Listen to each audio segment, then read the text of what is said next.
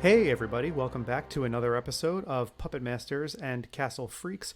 I am one of your hosts, Jared Hornbeck, reporting to you from the Boldeston Institute for Mentally Troubled Tots and Teens here in Brooklyn, New York. But listeners, do not fret because I am not alone, but I am curious which good puppet is going to go bad with me today. Oh, well, that would be me. I'm here in a Cairo bazaar learning all kinds of magical tricks. It's Steve Guntley. This is the podcast that's all about dead-eyed human dummies, flamethrower puppets, and just a whole lot of dead Nazis. That's because this is a podcast about the Puppet Master franchise, as well as Full Moon Empire, everything else. Today, we are talking about a couple of heavy hitters. We're talking about Puppet Master 2 and Puppet Master 3, Toulon's Revenge. That's right. You are getting two movies for the price of one here. And since these are both pretty heavy hitters in the Full Moon catalog, we had to bring in an expert to help us tackle this. Who's here with us today, Jared? So, you are absolutely correct, Steve. We would be doing the world a disservice if we decided to tackle these two movies ourselves. And I'm glad that you said the word expert because when I thought about, okay, so let's go back to Puppet Master Town. Let's get back to the franchise we started out with Good on old the show. P-Town. Good old P-Town. Who can we bring in that would be knowledgeable on the subject? And I thought, why don't we get maybe the single most qualified person we've ever had to talk about a subject? He is the author of Puppet Master Complete, a franchise history. Literally wrote the book about the franchise that we're talking about now. No one more qualified. Super excited to have him with us. I'm talking, of course, about Mr. Nat Brehmer. Nat, how are you? Thanks for joining us. I'm doing very well. Thank you so much for having me. Yeah, I'm Nat Brehmer. I like you said, I wrote the book on this. I've recently also written for Puppet Master the game, the official video game. Amazing. Based on the films. And yeah, I wrote the Toulon journals for that. So I got to write the history behind the scenes, but then I actually got to write the history in the man's own words for the game. That's cool to hear. I've been having fun with that game, yeah. Mm-hmm. That's amazing. So, Nat, I just want to ask you, as we tend to do with our guests who come in, I mean, obviously you're really knowledgeable on the subject of, I would imagine, not just Puppet Master. I would think in researching this, you're probably very schooled in all Full Moon and Full Moon adjacent stuff. Mm-hmm. But what I want to know is, like, at what point in your life did you decide that you were going to devote time to writing about low budget horror?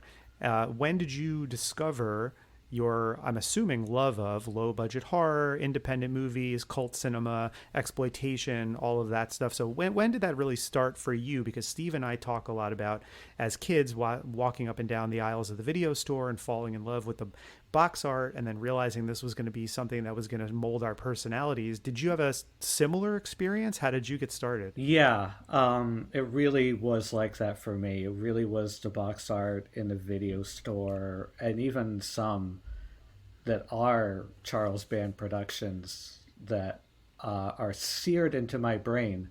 I've still never seen to this day because nothing will live up to the box art in my head, particularly Ghost Town.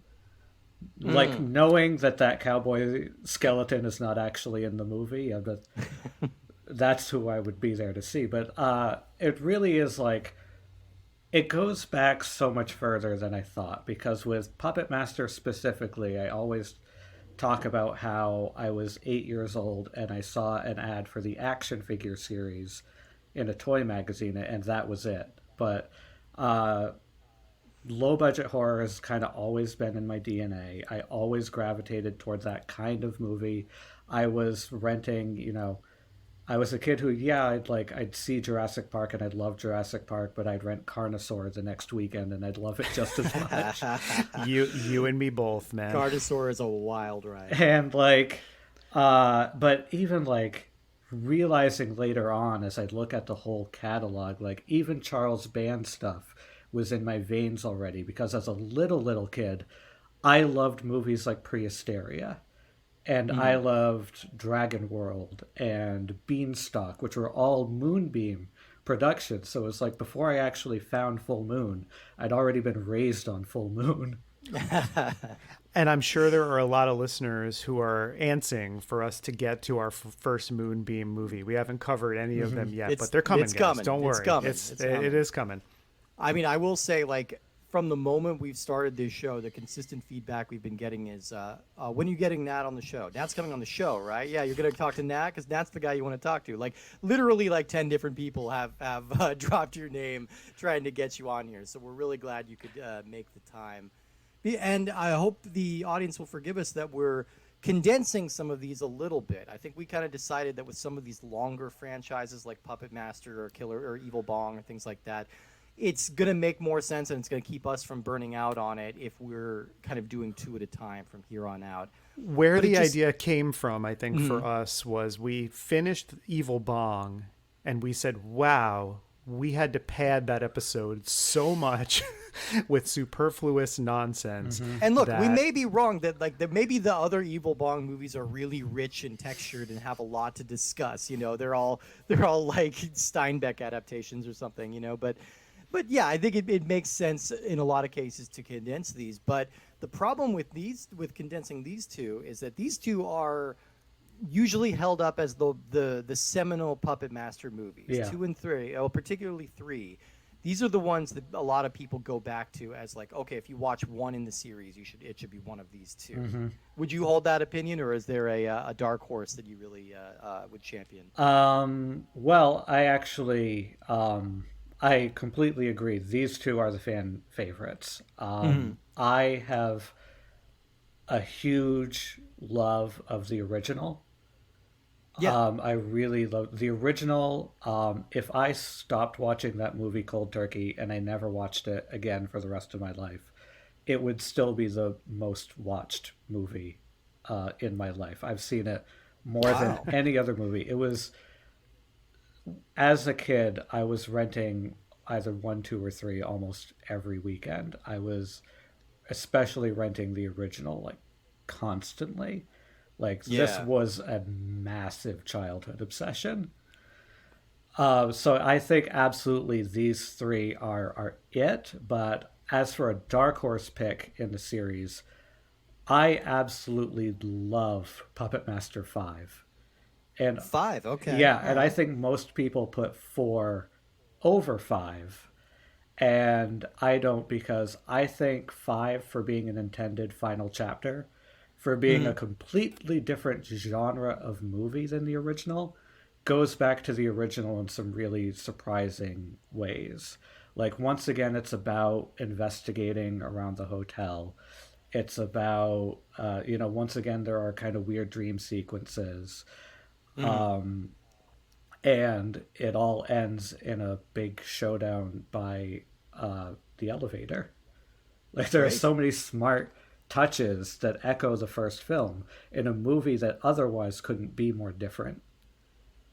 Well, I'm kind of coming to this from sort of the opposite perspective, where I've seen, but prior to us starting the show, I'd only seen the first one. So all of these are going to be new to me. Forgive me, I have not read your complete book yet because I'm reading along as I'm watching the movies, so I'm getting some context after I've watched the films.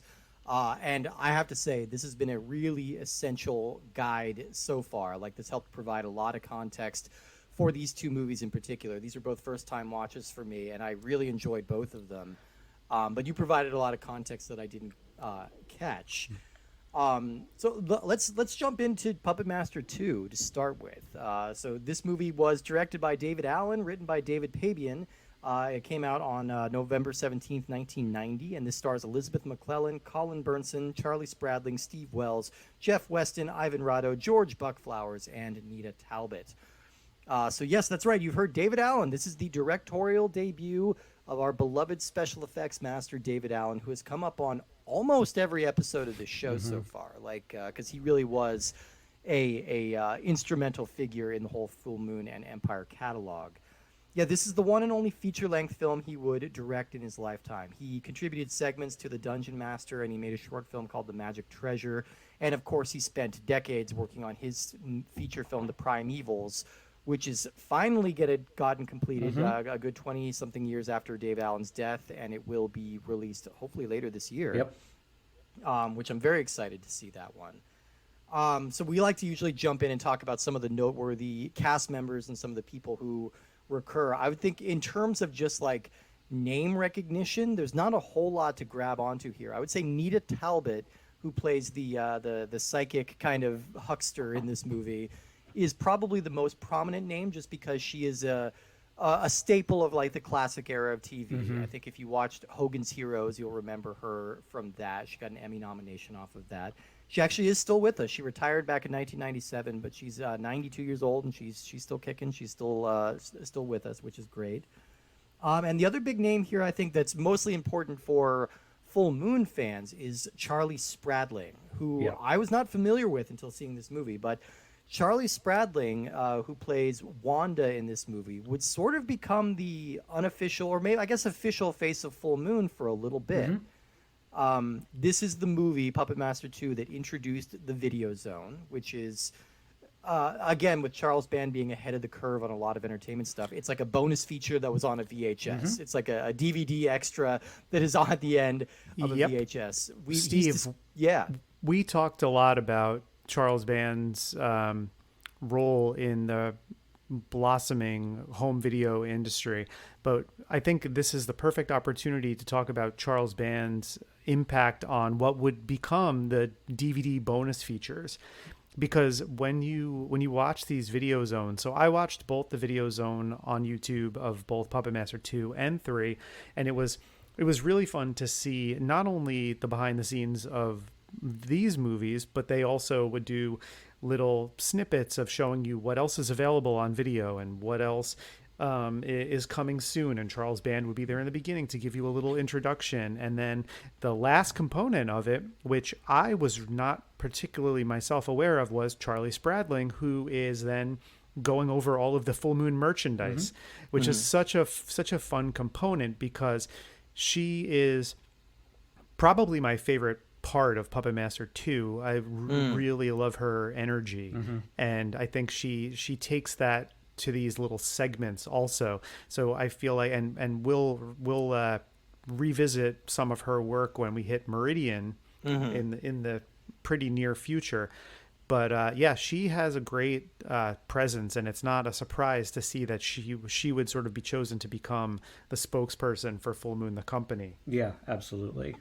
She was definitely the spokesgal at this time, kind of kicking off like with this movie. She just like appeared on movie after movie through the early portion, like the 91, 92 era of Full Moon, just doing those merchandise, those tags, and advertising everything. Yeah. I mean, she just seems really fun. She's just got a really great presence and a small part in this movie, but yeah, I agree. She does kind of pop. And, we talked a little bit about Charles Band and how he worships Marvel Comics, and these video zones kind of became his version of Stan's soapbox. This is where he gets to come out and just he's evolving into this like pitch man in the same way that Stan Lee is, and he's having a lot of fun, like kind of adopting that new role in these. Now, Nat, you made a really good observation in your book that the first movie is kind of going for an Agatha Christie with killer puppets thing, and this one is going for a Universal Monsters with killer puppets thing. Yes, absolutely. One of my favorite things about the early days of the Puppet Master franchise, and why I think it's so fresh and so easy to revisit, is that each one for the first stretch of these films is kind of a different genre of movie. The first is very Italian influenced. It's very surreal. It has a lot of, it has Lucio Fulci's cinematographer. It really nails kind of that vibe. And then this movie is a major Universal throwback that is baked into the script by David Pabian. This film is essentially a loose remake of The Mummy. Right, yeah, which is why we have the power. We get to learn where the Puppet Master's power comes from, and it's specifically from an old Egyptian man who is wearing kind of garb that looks like it's out of the original Carl Freund Mummy movie, which is a great touch. And really, this whole series is a Frankenstein story. Like in essence, it's about giving life to things that are lifeless. It's about playing God in a certain way. And then we get the great invisible man kind of get up that Toulon is wearing. I was going to say, there's moments when this movie looks and feels like it could be James Whale's Puppet Master. Absolutely, yeah, of course, yeah, of Gods and Puppets, yeah, definitely. Last October, I watched this movie in black and white, and it is such an experience. Oh wow, that's I mean, super this would fun. this would really suit that well. It has that kind of energy. It just has a little bit of 90s era gore and nudity, which to spice things up a little bit.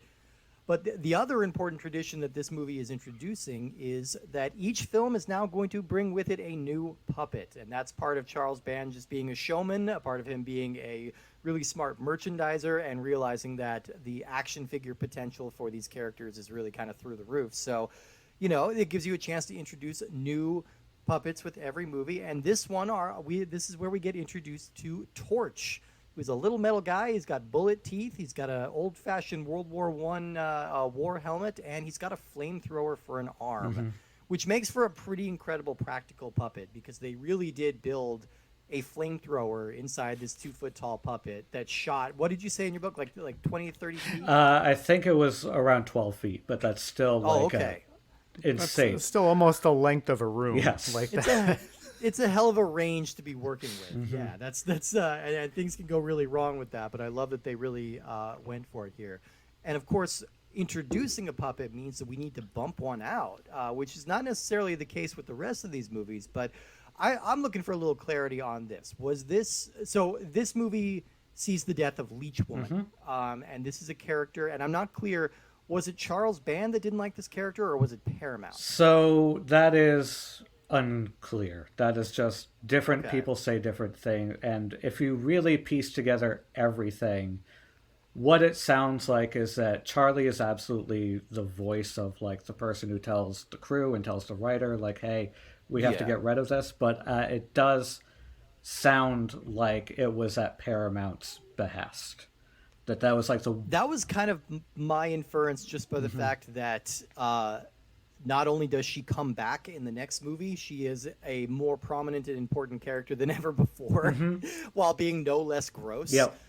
So that kind of feels like a cheeky sort of Charles Band thing to do. It's just like, okay, yeah, we'll kill her in this one. Oh, guess what? She's back. Also, she's Toulon's wife. She's very important. Right. Her return is not only a return, but it's a very ceremonious return. Yeah. Which I think is kind of, could be read sort of as a middle finger, which would lead me to believe that it was probably at Paramount's behest. But yeah, sad to see Leech Woman in the fire. I talked in the first movie about how I thoroughly enjoy the puppet and the grossness factor of Leech Woman. So I'm glad that we get not only that puppet back, but that we get a kind of a cool little backstory for not just her, but other puppets. But I'm getting ahead of us. So let's stay in. The one thing I'll kind of say against Leech Woman, who I don't really have a problem with. I think she's memorably gross and weird, but like her role is to kind of come in and sort of like, when you win a Halo match and you start like clicking the stick to like, teabag your opponent,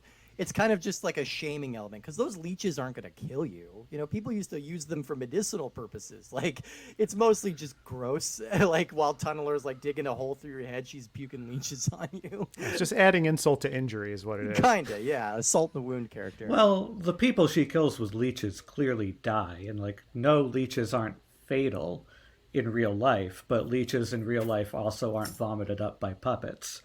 So wait, they're not? I'm willing to lend the benefit of the doubt that it's magic leeches. They work. I'll give it to him. Either way, I'm glad she's here, and we also do get kind of the have your cake and eat it too, where we do finally get to see a puppet die, which did not happen in the first movie. Correct? It did not. All the puppets. Yeah, all the puppets are pretty invulnerable in that movie, but here we actually get to see one of them unambiguously die, even if she is going to be back in the prequel after this.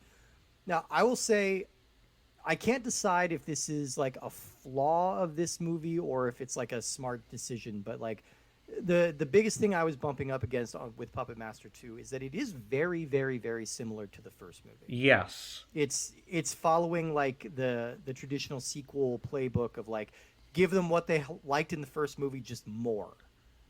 So we had more puppet kills, more carnage, like less emphasis on kind of the slow tension and more on just kind of like puppety carnage. But it still takes place at a hotel. It's still a bunch of paranormal investigators trying to get to the bottom of something. And it still involves the resurrection of Andre Toulon. It's kind of the Friday the 13th 2 model, which is it's no longer like Friday the 13th. The original was a murder mystery, although it was kind of a cheap murder mystery because the killer was not even a suspect until the killer is revealed, but that's neither here nor there.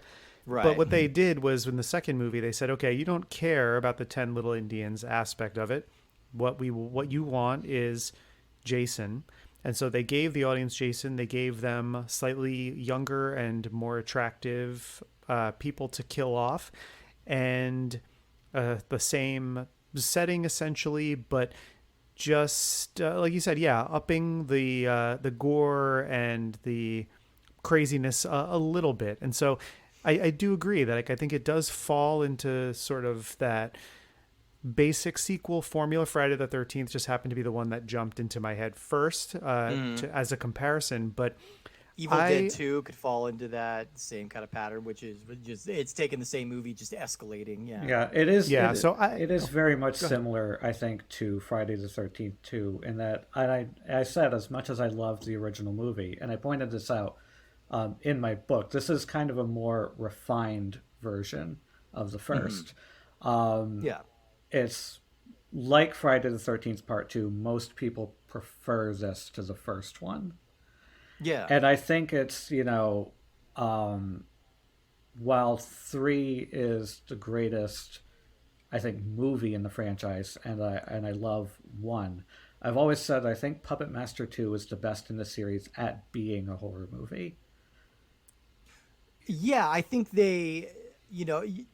obviously it wasn't built this way, but you could almost look at the first movie as kind of like the focus group version, and then this is sort of following up on what people liked, what people responded to, and then eliminating some of the things that they didn't like and didn't respond to. So it is a little quicker paced. It is much less. It's less interested in cultivating a mystery, because at this point we're starting to care about the mythology. We want to know a little bit about who is Toulon, who are these puppets, like what makes them work, what makes it. We get to see like Tunneler get kind of dissected and opened up for the first time, and we get to see the inner workings. So we're getting a bit of a sense of what actually makes these little puppets work.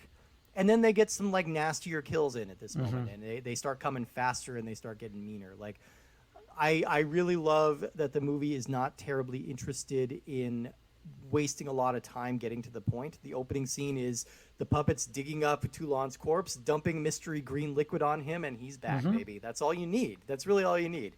We learn a little bit more about the green liquid later, as it goes on, but we understand what's going on here. This is a classic Universal monster movie with like mad scientists. They literally have a beaker full of magic juice they dump on a corpse. That's all you need. That's all you need. I'm fine with that.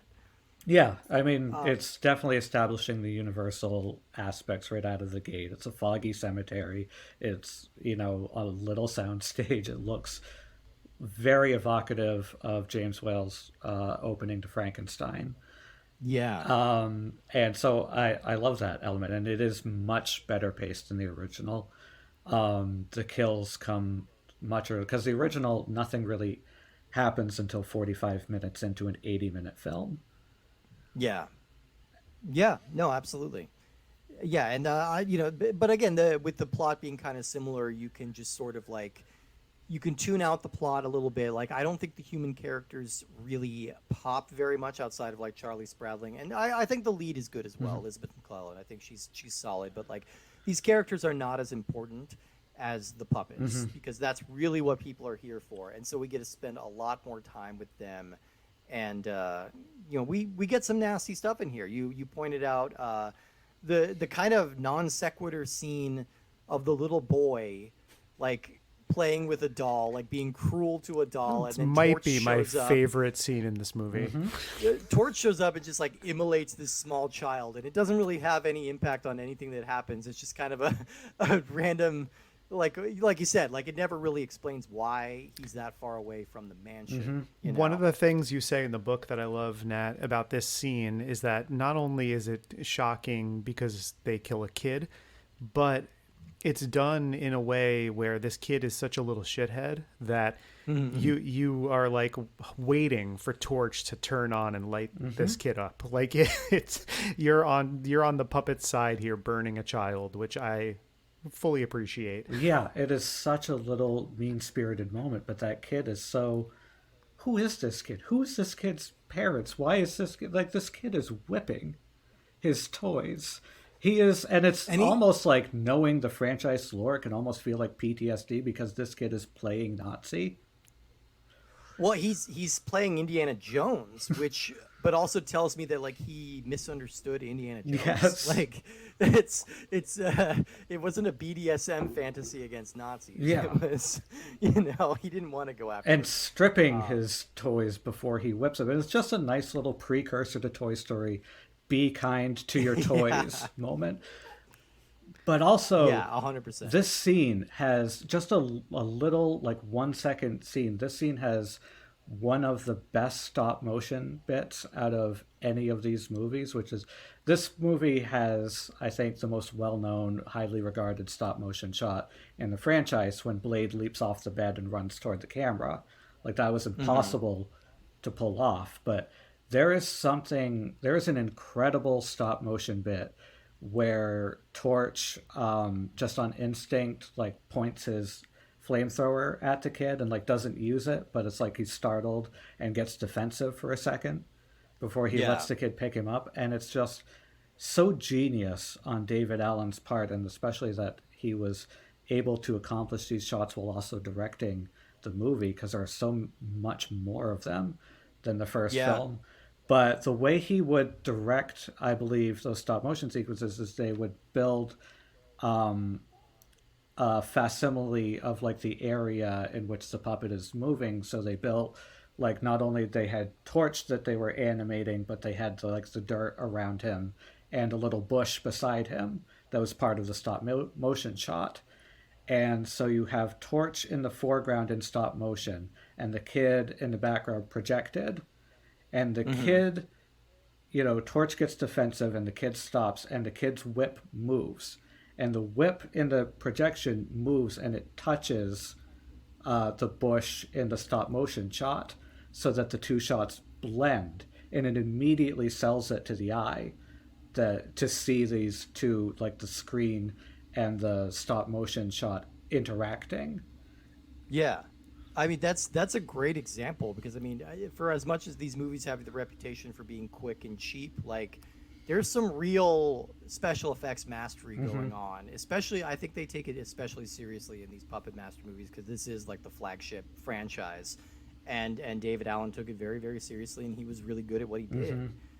We also have some really great, like, makeup effects in this movie because culminating in the climax of the film, well, first of all, this is where we're exploring the idea of like spirit transfer, the fact that like the puppets didn't just used to be puppets, they were people, and we're going to learn more about that in the next movie. But it's the idea they're not just like little machines that are brought to life, they're housing human souls, and that's how Toulon is planning on bringing himself back to life by transferring his body into these really grotesque human-sized dummies that have like big old plastered on eyeballs, and the poor actors had to look through these tiny little pinholes, and they've got these giant fake teeth in. These mannequin designs are awesome. They're great. They're absolutely great. And the reveal of Toulon when he takes off his rags, I was genuinely like, holy shit, this is really well done. This is good makeup effects. Like, he looks grotesque and believably so. Yeah, David Barton nailed the makeup effects, and that Toulon undead makeup design actually goes back to all the mummy influences with the reincarnation plot all over this movie. That makeup design was very heavily based on a famous bog mummy that was uncovered Oh, yeah. called the Borfen Man, and Oh, so wow. it really like had a he had such a specific real world influence for that corpse look that makes it that much more unsettling. Absolutely. Unsettling is a good word for it. They pull it off really well. It should be mentioned too that this is our second movie and this is our second Toulon. So William Hickey played him in the first movie, and now it's played by Steve Wells, and I believe this is his one and only time playing this Yep. role. And we're going to get a third Toulon in the next movie, and probably the definitive one. Yes, very very much so. But that's for later. But Yeah. Now, Matt, I don't want a full spoiler, but I am curious. Does the series follow up on the cliffhanger at the end of this movie, or is that just kind of left in the wind? Because for folks listening, I'm going to spoil the end of the movie, but the puppets take control of one of the female human dummies. They put Nita Talbot's spirit into it, and they're getting ready to take the whole traveling act to a mental hospital for disturbed children. Interesting note to leave it on, and I'm just curious if we ever get back to that. so the most recent movie, Puppet Master Doctor Death, had an ending that revealed that I'm shocked that they cut it because it must have spent so much of their probably like $5,000 budget to keep that together. But it reveals that the movie had been set in the 90s. Okay. And that the puppet is, all spoilers and everything, the puppet is taken off by one of the survivors, who says that they're going to go find his friends, and then she holds up like a flyer for the Boldeston Institute and Camille's Magic Puppet Show, with the implication that they are going off to find Camille. And so that's Okay, so it took until like recently, because that movie's like 2020, 2022. something like that. Yeah, that's an Oh, wow. extremely recent movie. So that is a hell of a long cliffhanger. To leave yeah, us on. but that got cut from the film. Oh, so there is So there no. is a- It is. It's just floating. But loose. Okay. the comic series, which is stunning, written by my friend Sean Gabarin, that ran for 25 issues.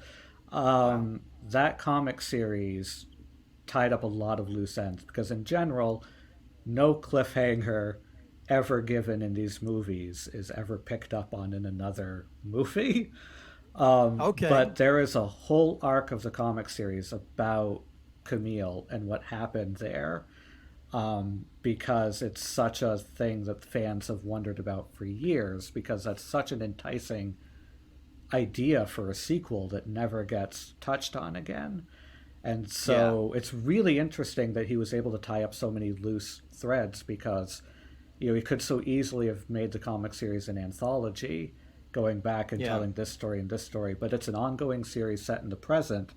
So it's telling one ongoing narrative that takes the pieces of all these abandoned narratives and manages to weave a story that moves forward in a linear way in the present.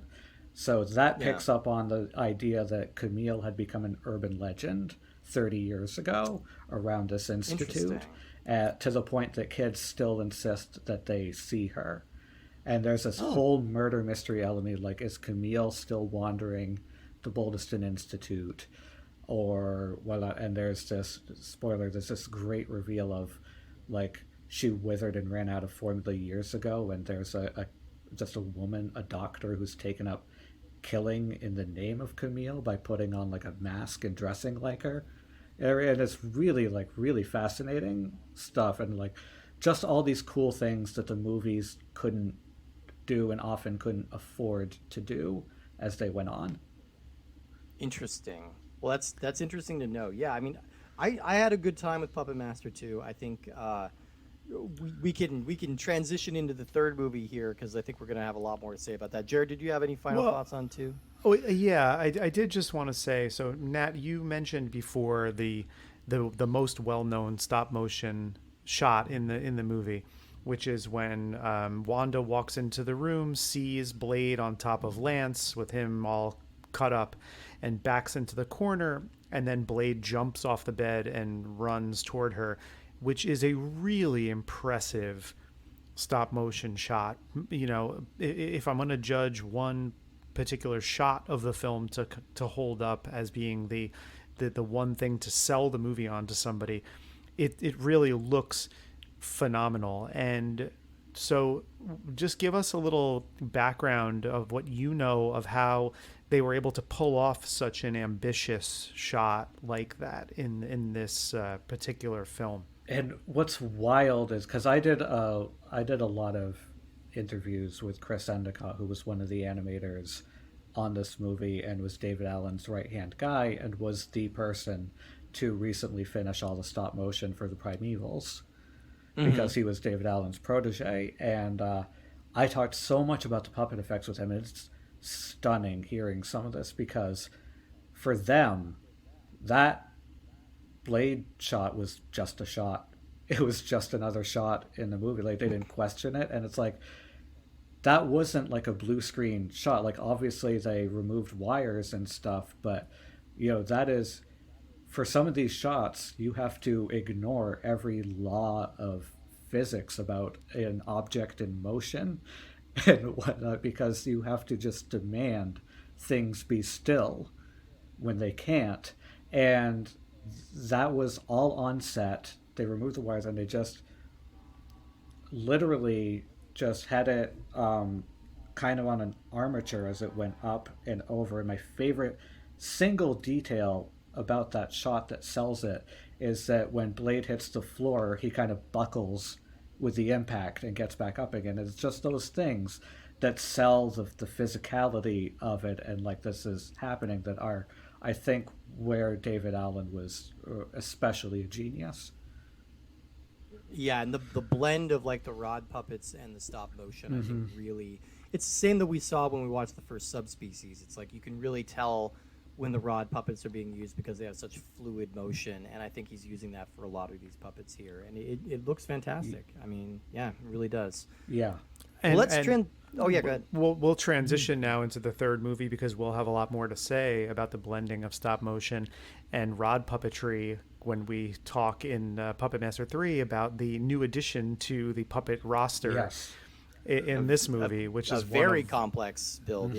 Yeah. But Steve, why don't you give us a little stat line on Puppet Master 3? Yeah, Puppet Master 3, Toulon's Revenge, was released on October 17th, 1991. It was directed by David DeCoteau, written by C. Courtney Joyner, and it stars Guy Rolfe, Sarah Douglas, Walter Gotell, Ian Abercrombie, Christopher Logan, and Richard Lynch. So, yeah, like we said, 3 movies, 3 totally different Toulons. This time it's being played by Guy Rolfe, who you might know as the kindly old doll maker from Stuart Gordon's Dolls. He actually sticks with the character for the next couple of films, I think in a diminished role, if I understand, kind of more cameos, but he does come back. I am so envious of you watching this through for the first time. I can't even explain to you Please don't. Yeah, no, I'm excited. The context in which you'll see him next. Okay. So all right. we're clear. I haven't mentioned this on air, but my experience with the franchise goes up to number 5, but no further. Okay. So I have a little more context than Steve on these, but I am in agreement that I believe Guy Rolfe is the definitive Toulon. Yes. I think everybody's in agreement on that. And he played the role up until basically up until his death. His last appearance was in Retro Puppet Master in 1999, and that was his final movie. Yeah, I believe he passed in 2003. Yeah, that was his last movie. But I really like the energy that he brings to this. He's got, it's the same energy he was bringing to Dolls, which is kindly yet quietly sinister. Like there's something kind of going on behind the eyes, but he's a gentle presence, and you feel like you can trust this person, even though maybe they're a little. Yeah, and it's such a different performance at the same time too, because Dolls is such a fairy tale, and it's such a heightened performance, and this is so grounded. This is so emotional. Like, he does a hell of a job in this movie. I mean, there's a lot of really surprising things about this movie, like that I was really not expecting going into it. I didn't have much context for what this film was going to be. Best way to see it. Best way to Yeah. see it, by the way, I think, is to go into this one cold without a lot of context. And I'm sure, Steve, you watched the movie and then you picked up Puppet Master Complete and jumped to the Puppet Master 3 chapter and said, let me Sure did. read a little bit here and think about what I just saw. And I'm excited, too, to hear we kind of avoided talking about this one off mic. And I think from my end, it was by design. We talked Yeah. a little bit about Puppet Master 2, and then I really didn't bring up Puppet Master 3 because I wanted your fresh take on the show too. I was excited to hear your thoughts getting into it. All I really knew was that this one had a good reputation among fans, and that it was introducing a new cowboy guy. So that's really all I knew. But then looking at the cast, I'm just like, okay, or at the cast and crew, this is, so first of all, this movie was greenlit and put into production while Puppet Master 2 was still being shot. They were pretty certain they were going to have a hit with Puppet Master 2, and they did. Like, that movie was even bigger than the first one, and that was a huge hit on VHS. So they were right to do it, and they really wanted to pull the stops out with this movie. They wanted to make something epic and almost prestigious in a way, and I think the way they settled on this was to do a prequel that is also a war film. It's taking it back to the 1940s, and yes, for continuity nerds, this is going to kind of throw things into disarray, because according to the first movie, Toulon killed himself in 1939, but this movie takes place in 1941, so there's a bit of a disconnect That's there. actually wizard Puppet did Master it. 2's fault. Oh, is Yeah, it? Okay. the grave Toulon's gravestone in Puppet Master 2 reads 1941. Okay, so they just shifted it Yeah. a bit. Yeah. Yeah, so it's actually it's a- movie's fault. It's a better choice ultimately. Mm-hmm. And seeing that it's directed by David Duchovny, like we've talked about a few of his films so far. I'm not going to throw shade at the guy at all, but I think he will be the first to tell you that he is a guy who works quick and works cheap and isn't overly concerned with quality control. I'm saying this gently and with all due respect, because I do think he does a lot of fun stuff. But this is the best directed film in the franchise so far. Yes. And I think it's the best directed film I've seen of his by a wide margin. This has like real production values. This has real performances from real actors who are taking this seriously. Like this is a Puppet Master movie with gravitas. That Which is- gravitas and that ambition is one of my favorite things about this movie. And even from the opening second, you get the Berlin 1941 title card, and then you get what I think is maybe it's a mix of set and a matte painting, but it looks beautiful. It looks like some of the animation of the exteriors of Batman the Animated Series, which Oh, sure. Yeah, some Which- Art Deco kind of. Yeah. yeah, it's great. And one of the things you're talking about this movie having some production value, what I really love is we spent a lot of time talking in Puppet Master 2 about how it feels in spirit like a Universal Monsters movie. These exteriors were shot on the Universal backlot. Which is, I think, the only time Full Moon did this. They had intended to shoot at the Romanian studio like they did with a lot of their early movies, but there was some kind of intense political unrest at the time, as well as the winter months in Romania, Yeah. which could be a little harsh. So it just proved to be a little too dangerous to send the crew over. So they spent a little bit more money to get 4 days on the Universal backlot, and I think it really paid off, because this movie really does look terrific. And it's just so much it's such a soulful film compared to the ones we've seen before. And like going through some of the supplemental materials and again now reading your book, like it really made me realize like we have a tendency to just sort of dismiss movies like this as being, like, I keep using the term quick and cheap, but that tends to be what a lot of Full Moon movies are. I think everybody involved will agree with that. But this is one that really had a lot of thought put into it. Like, take the design of the new puppet in this movie, which is a cowboy with 6 arms named Six Shooter. Now, that's not just like a cool puppet design. The writer is a guy named C. Courtney Joyner, who wrote great movies like Class of 1999 and stuff like that. He intended this as like a symbol of American interventionism, as kind of an idea of like that the citizens of Germany were waiting for some like stereotypical American to come in guns a-blazing and save the day like they do in all the movies.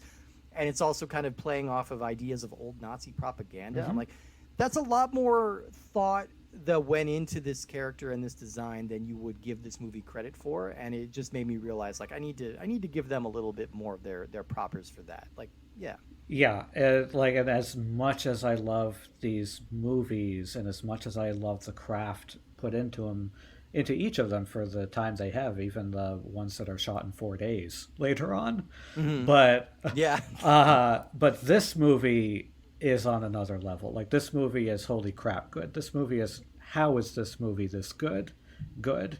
And so much of that is getting the universal backlot, even for just 4 days, for knowing like how many shots to get and how to pepper them through the movie to make this movie feel 10 times bigger than it is. But like we're talking about, like with the themes and gravitas, suddenly this movie comes in, and from this movie onward, we basically effectively have the first Jewish horror film franchise.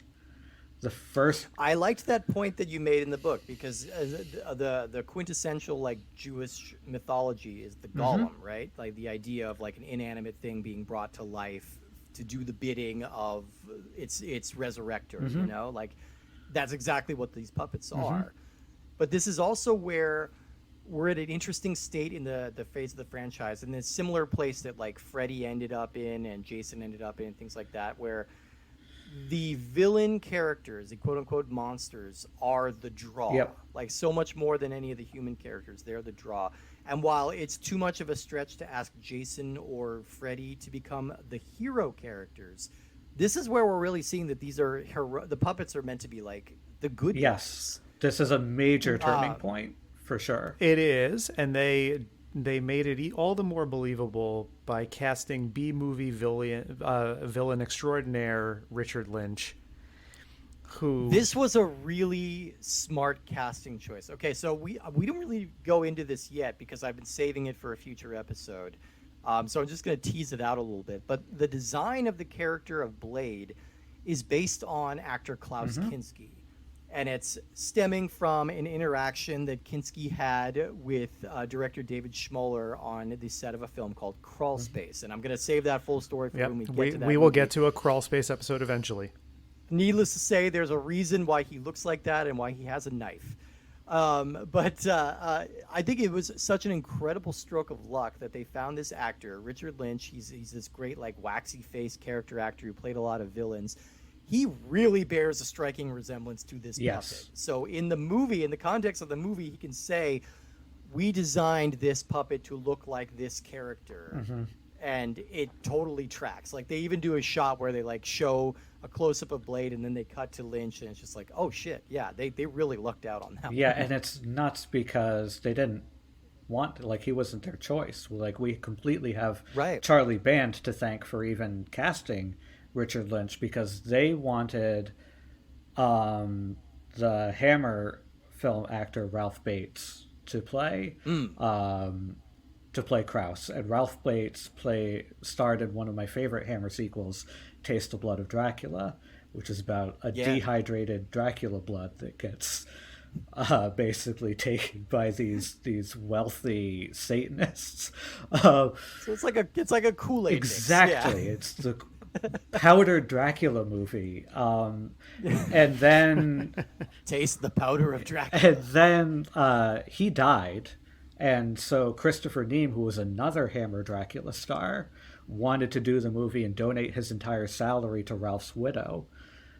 Very but sweet. Charlie Band had, honestly, from his position of who he was at the company, a very smart, sound decision that was, if we cast all these European actors, if this is a completely British cast, we can't get like distribution and retailers for that. People won't think it's an American movie, and that will hurt retail, and that will hurt distribution.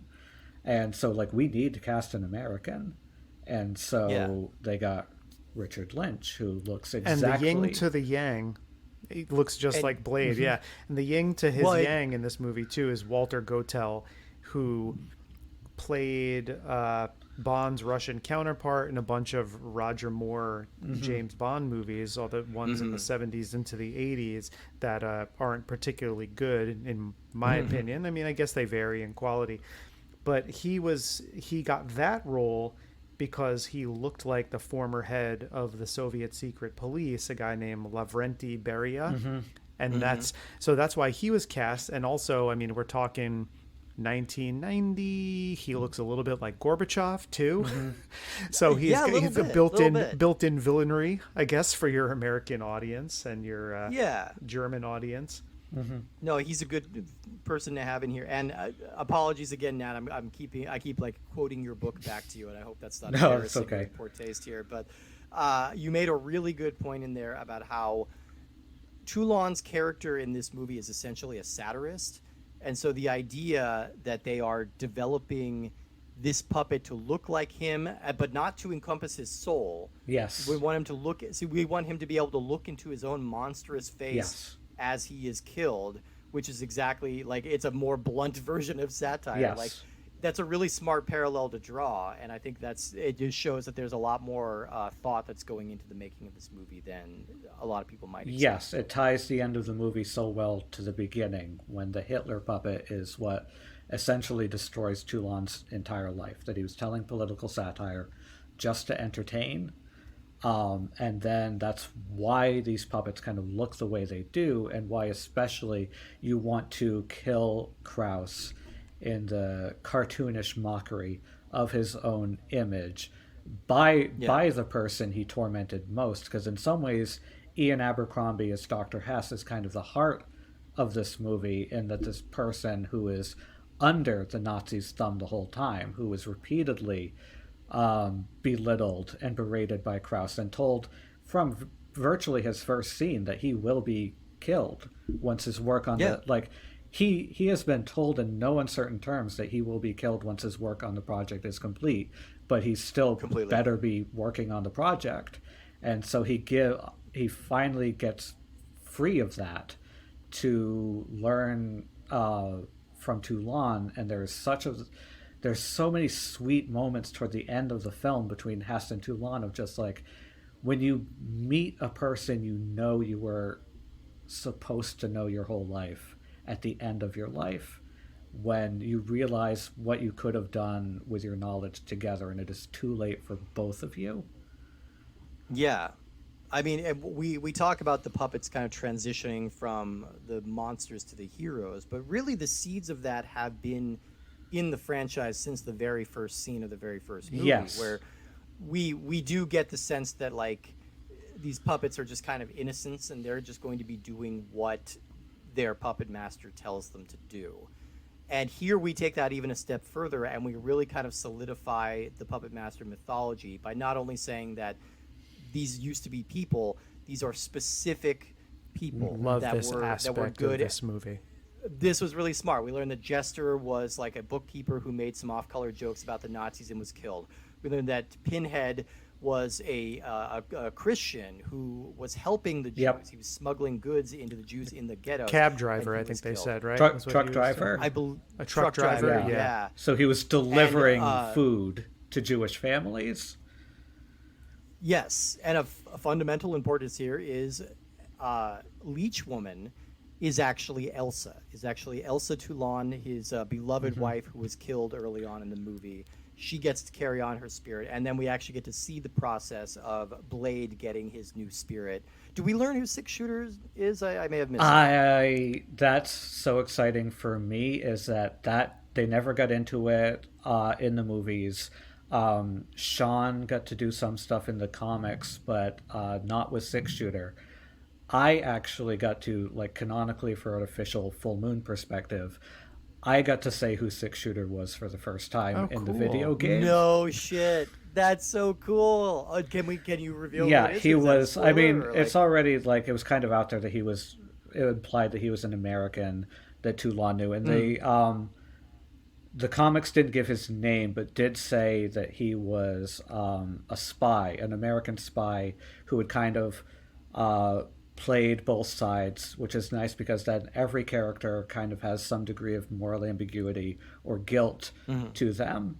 And so I got to say that his name was Samson Pratt. Great name. He was an American soldier. He played both sides. He sold secrets. to the Nazis and then delivered Nazi secrets to the Allies over his guilt and was killed for it. Okay. And that's who Six Shooter is, and now that's like I've seen Nice. that in the fan wiki now. That's canonical. It's canon now. That's a pretty big character for you to be able to take ownership of. That's so Yeah, cool. Congrats thank on you. that. Yeah, Amazing. that was what the craziest thing, because I hold this movie in such high regards, and writing Yeah. Toulon's journal for something. First of all, I thought it was going to be like little text pieces you would piece together through the game, and then they hired a voice actor, which I didn't even know. So it was like, oh, there's more to it than I thought. But just from the perspective of writing Toulon's journal, from they wanted something that could be for people who haven't seen the movies, to give backstory to the puppets for the context of the game, have something you can collect that tells you who every character is. And that meant that I got to write a lot of stuff set during this movie. That's really cool. And that was, I got to feel like Courtney Joyner and be like, okay, how do I emotionally sell the resonance of a puppet who vomits leeches? And I really thought about that, and I got to do a moment, like a line I'm really proud of, where Toulon is writing it, and he says, after the first shot came, like, she didn't die right away. After the first shot, she bled slowly. It's only fitting she should do the same to them. Interesting. Okay. Yeah, I love that. That's really cool. And I mean, speaking of Six Shooter, like we kind of alluded to it earlier, but this is one of the more complex puppet builds they had in this entire franchise. Very much so. Because if you've seen the design, he's just got 6 arms, like 3 on each side. They all have their own little guns, and he's a pretty large puppet compared to the others. And so it takes a lot to make him work. And he does things with those 6 arms, like crawls up the wall like Spider-Man, and does like a lot of cool stuff like that. So he was a really complex build, and again, it just looks fantastic in motion. So much so that it's kind of like the James Bond will return stinger at the end of the movie. Like they just whip out a 6 shooter and like a perfectly rendered thing of him shooting at the camera, like the Great Train Robbery, and then we get a teaser telling us explicitly in Puppet Master 4 that the puppets are going to be good now. Which, and I won't ask for more spoilers on that, but you did say they don't really follow up on these cliffhangers very often. They do on that one. This is a major turning point pretty much for the rest of the franchise. Well, and this one also introduced, this is an element that's kind of been like in the background of a lot of them, but from here on out, my understanding is that this franchise becomes pretty Nazi heavy. Like for better or for worse, there's a lot of Nazi imagery in these movies from here on out, and I think it kind of starts here. It does, but not right away. It's basically, for context, 20 years from now, it will. Oh, because I see. It's the Axis trilogy, yes, right? In 2010, over the nostalgia for this movie, they decided to go back to try and recapture some of what they did on this movie with so much less money, like unreal, like percentage of the budget they had on this one, proving that I get like that imitation really is the sincerest form of flattery. Well, it is, and I want to say, the movie ending with 6 shooter shooting at the screen, and then a teaser saying that they're going to be good. I propose that they are going to be good fellas, and that Marty Scorsese ripped that off. That's how I feel about it, and that is now canonical. That's definitely canonical. Yeah. And obviously Sam Raimi saw this and was like, a man who crawls up walls? Oh, what should we do with this? Yeah, he went back in time and created Spider-Man. Yeah, absolutely. But actually, on that same note, for as much as we joke, I do, one point I've always said that's a little tangent, I do think Saw had the ending of Puppet Master in mind. Yeah, I do think James Wan. First of all, James Wan is a big Puppet Master fan. Actually, like he grew up. Yeah, I mean his his follow-up film was Dead Yeah. Silence, which is a puppet Yeah, movie. and Yeah. the dead body is, you know, actually pulling the strings the whole time. That's a pretty direct parallel. Pretty direct. Yeah. Yeah, absolutely. I mean, yeah, no, I really had a terrific time with this movie. It really surprised me in a lot of wonderful ways. And again, it's fixing a lot of the pacing issue. I think there's still a little bit of sluggishness in this movie, which not just the ones coming out of Leech Woman's mouth, but I think there is a little bit.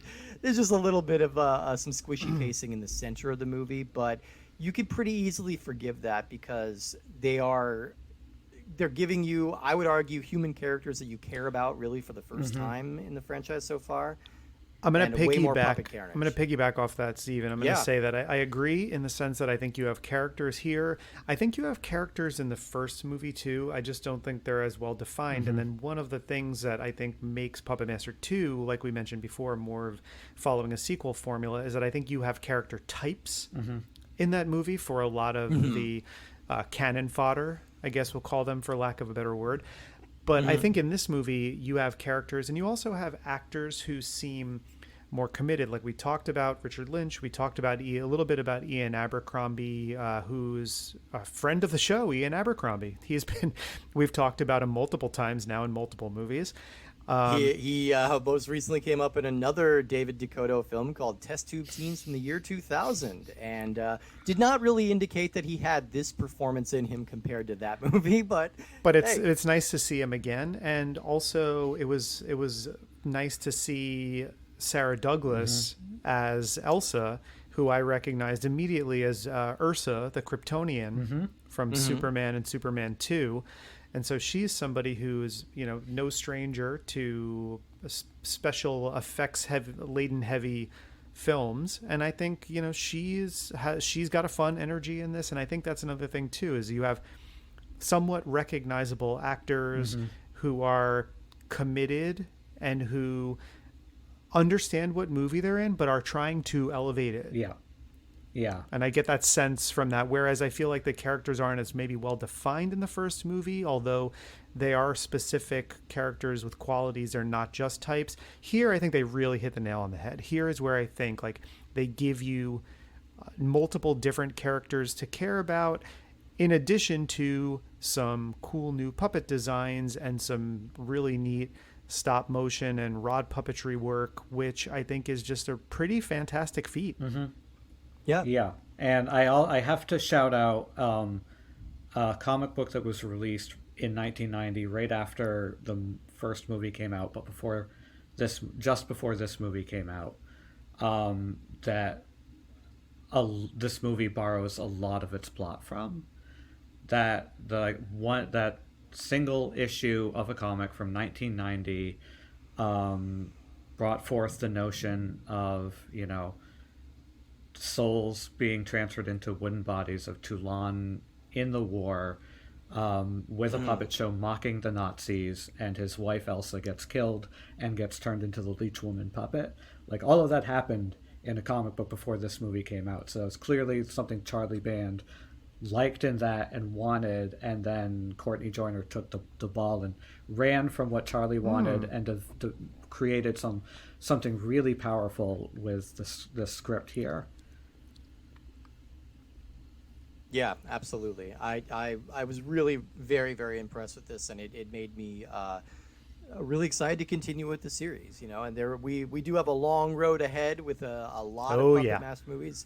This really is one of the longest running film franchises, at least with period. Yes. Like, it has so many movies Yes. in it. Especially for 30 years, they really crammed a lot of films in this series. So I imagine there are going to be some ups and downs as we go from here. Yeah, But budgetarily, after 5, it's a pretty steep decline from that point forward, because Paramount's no longer fit in the bill. There's no more Paramount, and then you have a couple $100,000 to maybe tens of $1,000s later on, and that's just the reality of keeping those movies going. But yeah, at this point, it's the longest running horror franchise that isn't also softcore porn, And even Right. then, when this next movie, Furnace Leachwoman, comes out, if it comes out, then it'll just be tied with the Witchcraft franchise.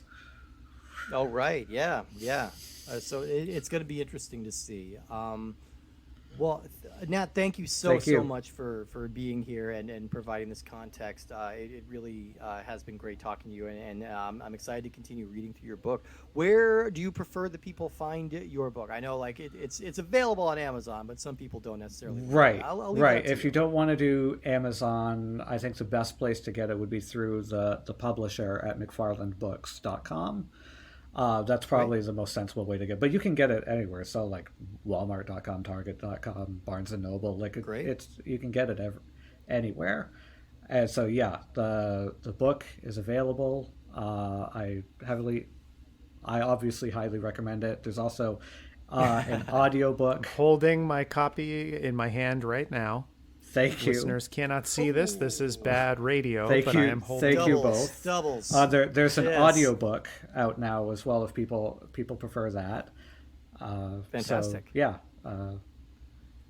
Thanks. Well, we may be bugging you to talk about future Puppet Masters down the line. No 'cause problem. It's been great to talk to you about these. So, Jared, where can people find our podcast if they want to listen to it or talk about it or tell people about it? That's a great question, Steve. If you've been enjoying the show and you want to spread the word to friends, you can talk up the show, Puppet Masters and Castle Freaks, on social media and get the word out there. If you want to find us, you can find us at Puppet Masters _Castle Freaks on Instagram.